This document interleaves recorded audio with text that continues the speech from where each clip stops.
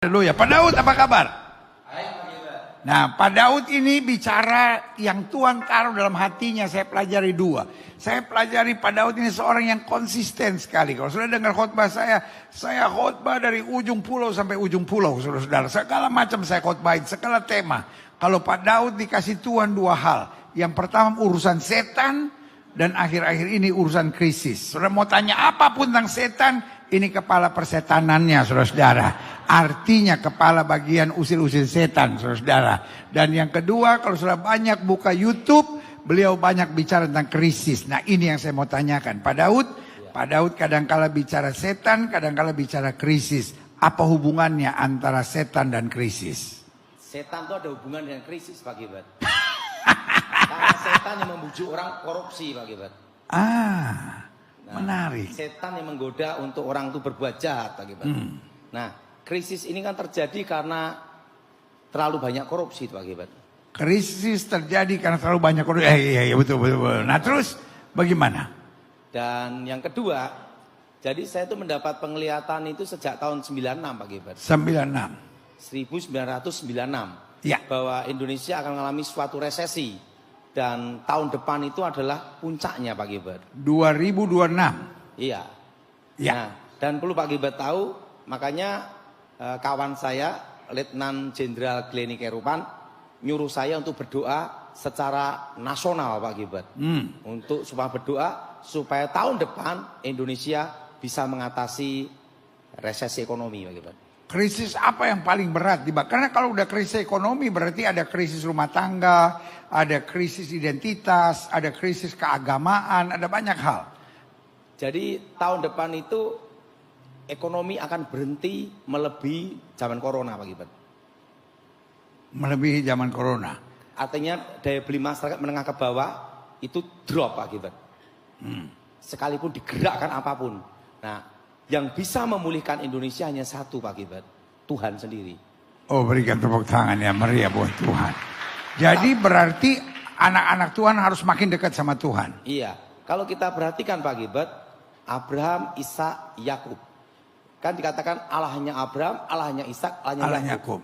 Karena setiap kali mereka mau melakukan segala sesuatu, mereka melibatkan Tuhan, Pak Gilbert. Yaitu membangun misbah Tuhan. Makanya disebut Allahnya Abraham, Allahnya Ishak, Allahnya Yakub, Pak Gilbert. Nah, saya percaya, Pak Gilbert, dengan membangun misbah Tuhan di Indonesia ini, tahun depan resesi itu bisa diatasi, Pak Gilbert. Ya. Nah, bagaimana caranya membangun misbah Tuhan? Yaitu konsisten untuk berdoa untuk negara kita 15 menit tiap hari, Pak Gilbert.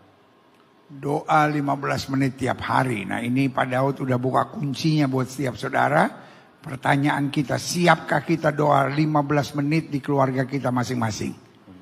Haleluya. Karena ya. perlu Pak Gilbert tahu, nanti industri padat karya itu akan 5 tahun, bertumbangan semua dalam jangka 5 tahun, Pak Gilbert. Berarti akan ada banyak PHK. Betul. Nah, kembali kita tanyakan krisisnya ekonomi, lalu kemudian rumah tangga otomatis, Pak Gilbert. Otomatis rumah tangga, lalu juga akan ada banyak orang PHK. Iya. Kira-kira, karena Pak Daud sudah singkapkan ini, kira-kira bagaimana setan bekerja tahun depan? Nah. Pertama akan banyak namanya perceraian. Kedua, demo, Pak Gilbert. Kekerasan lagi, bukan cuma demo. Tapi yang jelas dengan doa ini tahun depan aman, Pak Gilbert. Amin, haleluya. Karena saya yakin, Pak Gilbert, tahun depan aman. Walaupun ada krisis. Iya. Lalu bagaimana dengan di di masa krisis ini ada banyak orang lari ke dukun atau sebaliknya dukun malah nggak laku? Yang laku itu dua, Pak Gilbert. Pertama, pemuka agama. Kedua, itu adalah dukun, Pak Gilbert. Dan yang ketiga, dokter psikiater, Pak Gilbert. Tapi yang jelas satu, Pak Gilbert. Saya punya insting, saya doa, Pak Gilbert, ya. Tahun depan kita bisa mengatasi resesi, Pak Gilbert. Sesuai dengan iman kita. Karena gini, Pak Gilbert.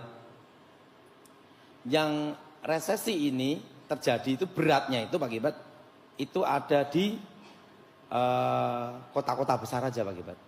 Masih ingat enggak, Pak Gilbert, waktu saya bicara di sini Saya bicara bahwa tahun 2025 puncak resesinya adalah Agustus September. Masih ingat Pak Gilbert? Ya. Kan sudah terjadi Pak Gilbert, kerusuhan Pak Gilbert. Itu kan puncak resesi Pak Gilbert.